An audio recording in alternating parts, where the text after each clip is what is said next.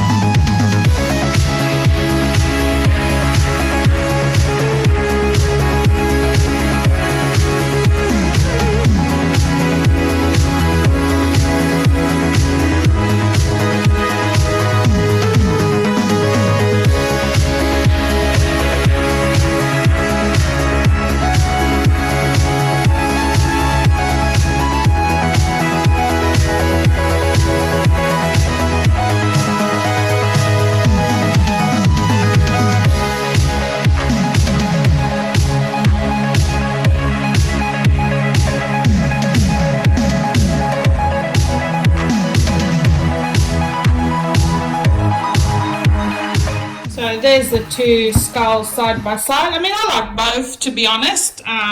Just depends what look you're after.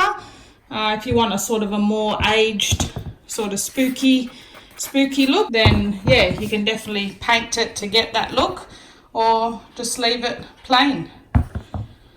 So I hope you enjoyed this video, guys, and if you did, don't forget to subscribe to my channel. I have a heap more Halloween videos coming up for you guys, and I will see you in my next video. Thanks for watching.